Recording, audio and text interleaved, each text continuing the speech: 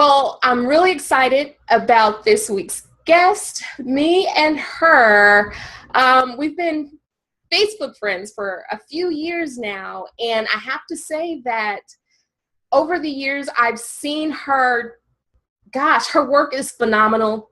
Her work ethic is even more phenomenal, and I'm really excited to bring her to you for this week's episode. So, LaRegin, thank you so much for being my guest today.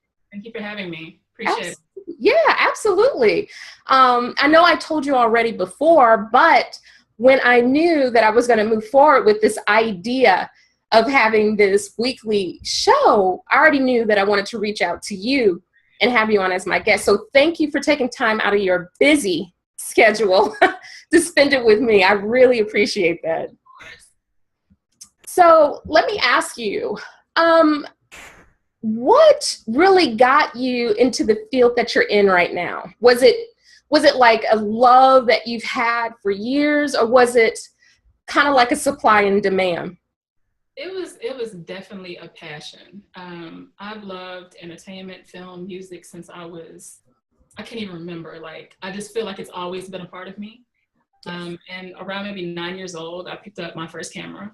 I was listening to music way before then. I wouldn't go to sleep without listening to like jazz or classical and R&B. And, you know, my parents were really big on their records. So it was something where, I don't know, I feel like it's embedded in me. It's something that no matter what else I tried to do, and trust me, I tried to do a lot, I always gravitated back to whether it was film or photography or music. So, you know, then I became a manager. At one point, I was an artist. I was a writer, you know, intern, this, that, and the other. So it was definitely a passion, really a passion. Really, really. So out of, and I don't know if you'll be able to answer this, but out of the photography, you know, the film, and being an artist, which is your favorite? What do you really just fall into and you're like, yes, this is home, this feels good? That is a tough one because I think I love them all so much, but I would say really film, the visual aspect. And I mean, photography is great too, but it's something about just the motion, you know, cinematography, being able to place locations, moving pictures. That's what film is. Right. And really being able to kind of encompass everything having to do with whether it's music or whether it's, you know, comedy or drama or, you know, if it's beauty, anything, you know, fashion, whatever. And I can put that together and, you know, you remember things that you've seen. Right. And it kind of, you know, it really attaches itself to you and it embeds itself in your mind. For years to come. Like, people remember stuff when they were young. I remember movies when I was younger. I remember, you know, family films when I was younger. And that's why I love it so much, because I think you can take everything, you can take every aspect of that and put that into film. So that would have to be my favorite. It's really tough though, because I think I go through cycles. Okay. You know, I'll have a couple of months and it's like, oh, it's all about photography, or it's all about managing my artist or whatever. And then it'll come back to film and it's like, oh, I should always just do this. So. I can imagine. And you know what? You're right, because like, what is the movie? Pete's Dragon that's out right now, right? And I'm like, that's Puff the Magic Dragon, right. You know? and I'm like, recreated, you know? You know?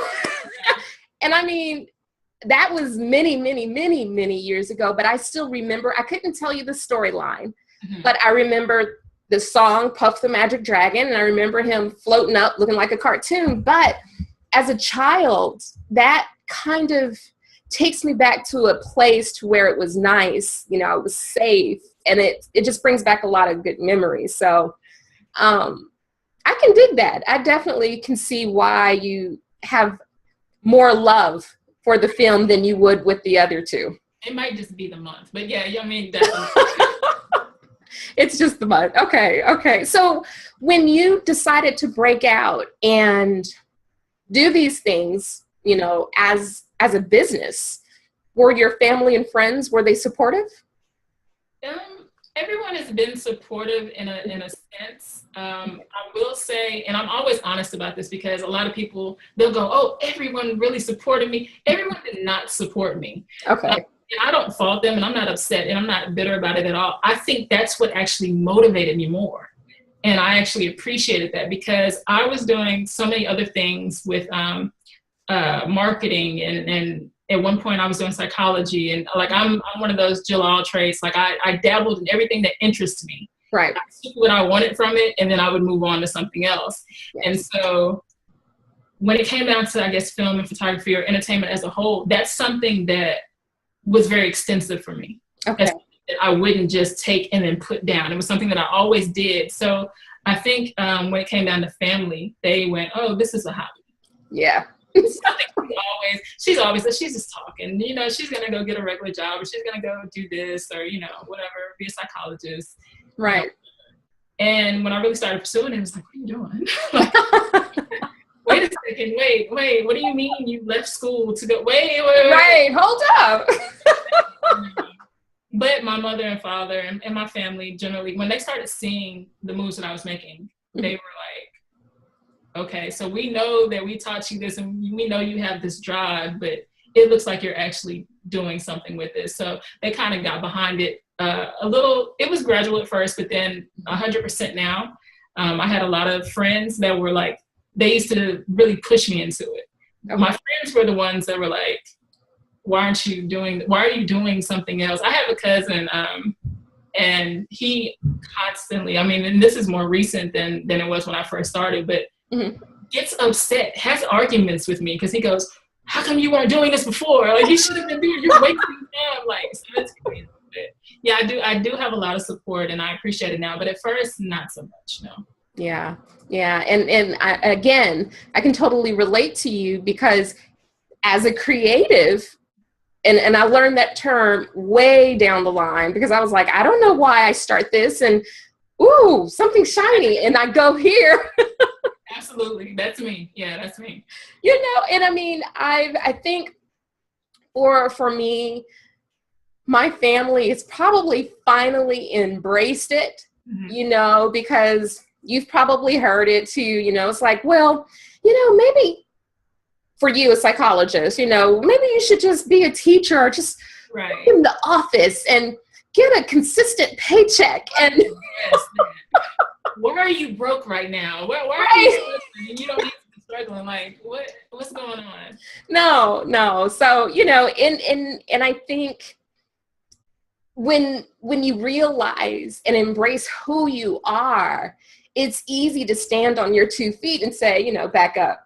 Right. This is me. This is what I'm going to do. Not everyone is meant to do A, B, C. Right. I'm LMNOP. So, you know, let me be. I'm trying to rap. Fight for it. You definitely have to fight for it. Yes. So I always like to ask this question because I find it fascinating, and I'm really eager to hear your answer, be it that you have a love for marketing as well. What? I'm nervous, but okay. No, don't be nervous. All right.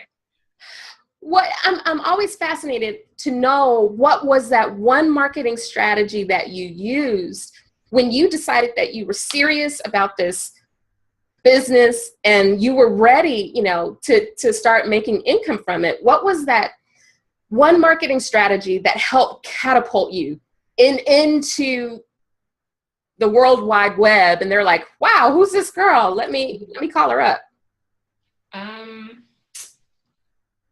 Definitely quality over quantity. Yes. And content.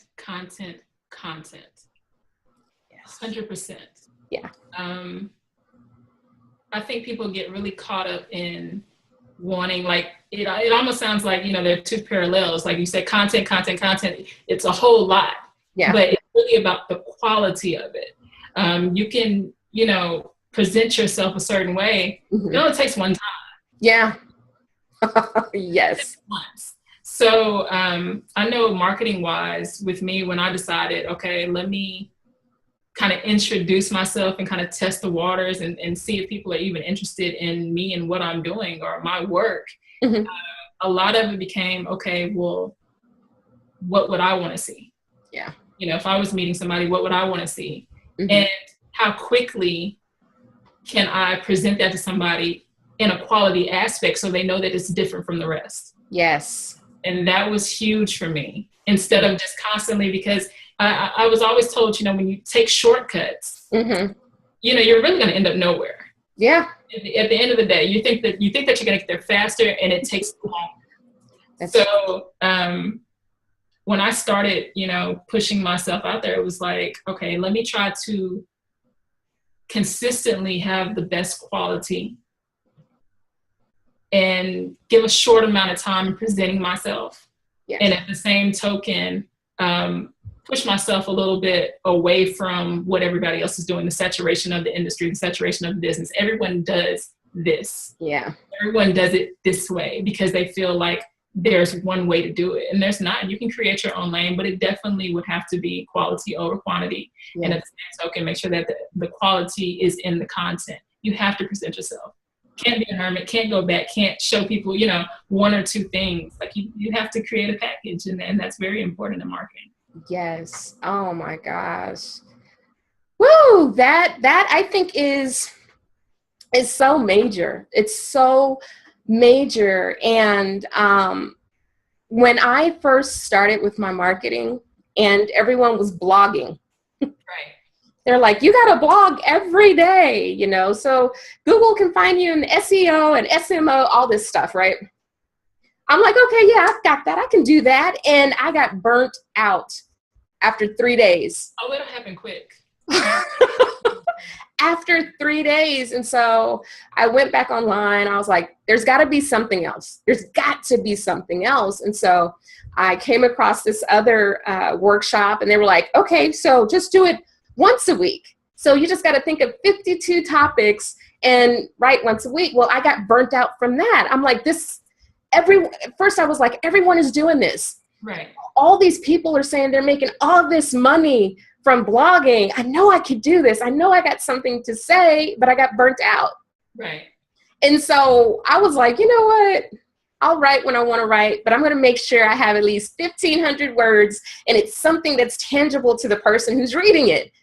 And that's when things started to shift. But I had to kind of go about it the long way. Mm-hmm. I'm so hopeful and just so I know this can work, that, you know, I try to keep up with the Joneses. But I think if a person is smart, if they're going into whatever business they're in, if they look at what everyone is doing, mm-hmm. and study them, right, and see what they're not doing, and then come hard with that quality. Right. I mean, that's just going to blow everyone else. It's going to blow the competition out the water. You have to find your niche. You've yeah. got to find your niche. And yes. What you just said that you did, it takes that. It doesn't come to you like, I don't think anybody starts and becomes successful in something right off the bat. Right. You know, right. You're going to have that trial and error. You're going to be able to, you have to hit that wall, mm-hmm. and see what you did wrong, kind of, you know, self-assess, and then try it again. And at some point, once you really hone in on what your niche is, right, there you go. That's it. It's yours. Yeah. It's yours. It starts with us. I think that's the biggest thing. It starts with us, and we think it's everyone else. We're trying to go out and reach the audience. Yeah. But what it is drawing the audience to you. Yes. Yeah. People buy from people that they like. There you go. Yeah. So just be you. Exactly. And be good at it. Very good at it. Very good right. Saturated. So you got a lot of people and you know, a lot of people's attention spans. Just like that. Yeah. Just like that. Especially when it's a saturation in an industry. Yes. So you have, you know, all of, like you said, blogs. You have all these different bloggers. It's like, okay, I've heard this before. I've seen this before. This person's like this person like that. But the people that like you, yeah, the people that like your personality, or the people that see you, the people that want to support you, mm-hmm. Once you have that niche and you have those people, that starting point, and it builds. Then they go tell somebody, or they see somebody, and you know, and it goes that way. And it was I've started and stopped in this industry or several industries, gosh, my entire career. Yeah. And I constantly have to reinvent myself. But that's what comes with it. That's part of the process. Yeah. Because, and with you saying that, I mean, even while you're in business and you're set apart and you are in your own lane, you still have to push yourself, reinvent yourself, because someone else is looking at you and they're gonna be like, wow, it worked for LaRegin. Maybe I can do the same thing. Exactly. And then it starts all over again, But that's really, really great advice. And I hope that the viewers that are watching right now, I don't care if they've been in business for 10 years or they're thinking about getting into a business. That is the number one rule when starting a business. You have to provide quality. You got to. You got to. And just keep going. So thank you. That was a great answer. See, you're talking about, I'm nervous. It's been a minute. I've been keeping real low key. Nobody's seen or heard from me in the last couple months. I've been working, kind of doing stuff under the radar, and what we just talked about, kind of a reinvention of a sense. I had to kind of pull myself back in and figure out where I'm going to go. And if you constantly do that, and not so much change who you are, and it's not changing, but it's, I like to say, getting better, respawning yourself in a way. Yes, I like that term. Yeah, yes. That's exactly what I've been doing. I respawn and I just get better. I love that. So be it that you brought that up. Now, I'm going to give you the opportunity. If you want to share with the world what you've been up to, you don't have to, but what you can do, what I would love for you to do is actually tell people how they can find you in the event they need some film, some photography, if they want to be an artist. Okay, absolutely. Well, I do have a company. It's called Curvature Multimedia Group. It's a LLC. One of that company is something that I just started back in April called Art by Life, which is basically, I want to try to keep it PG. So I want to say that it's a part of, it's really everything. I think with curvature, it's something where, professionalism, you want to have this business that you present to the world. Well, Art by Life is definitely something that I kind of, whatever I have desired to do, to push people's buttons, to kind of, push my own agenda in a sense, or to kind of open up my creativity. That's what Art by Life is for. So all in all, if you want to contact me, anything with social media is going to be LaRegin Storm. So it's LaRegin Storm.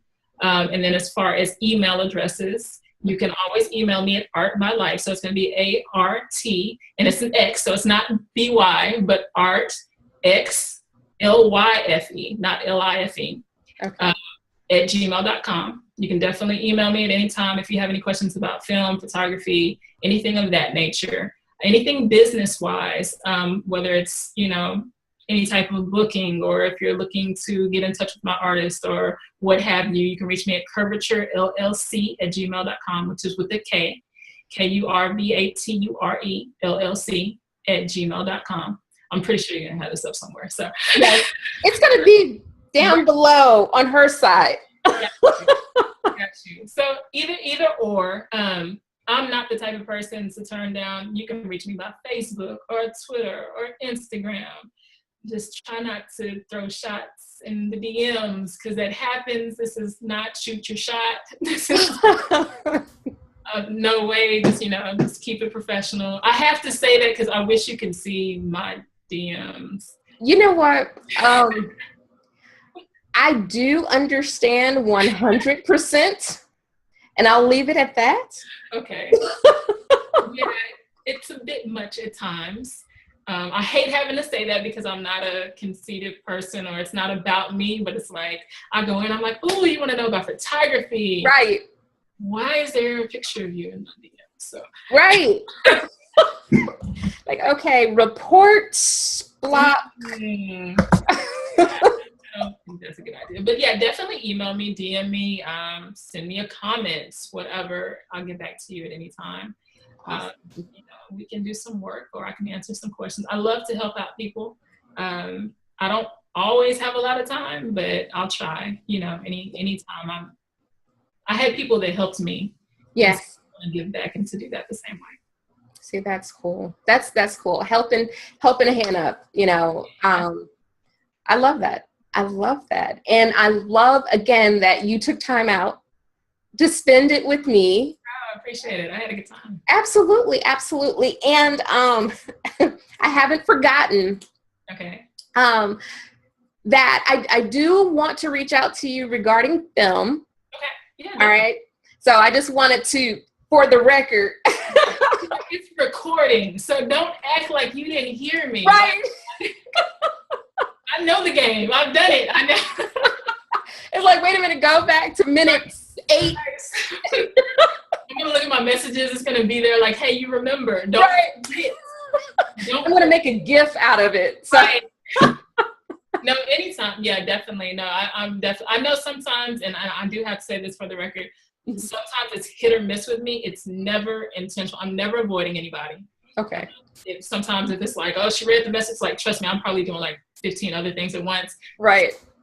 Like, just keep hitting me up. And eventually I'm going, okay, yeah, I got you. Right. Never anything where it's like, oh my gosh, I can't, I'm trying to avoid the person. I will let somebody know straight up, like, no, I can't help you, but you definitely, let's work. Let's do something. Absolutely. So y'all, please make sure that you go and find her online. Please look at the titles down here. Make sure you hit her up. Be respectful in the DMs, please. And, but okay, LaRegin, thank you so much, sweetheart. Again, I appreciate you. You are definitely a leader in the game. Thank you. I appreciate and I can only imagine what you got going under the radar. See soon enough. I hope to have everything, launched by the end of the year. But I think, let's just say it's an extension of Art by Life. It is Art by Life. Okay. It's a lot of the things that I've been working on. Perfect. So y'all make sure you tune in and follow her. So thanks everyone for viewing. This was a great show. Also, make sure that you check in next week as we're going to have another phenomenal guest. I'm not going to tell you who it is, so you got to make sure that you tune in. Make sure that you subscribe to the YouTube channel so you'll get notified when a new episode is done. So thanks again, everyone. Talk to you later. Bye.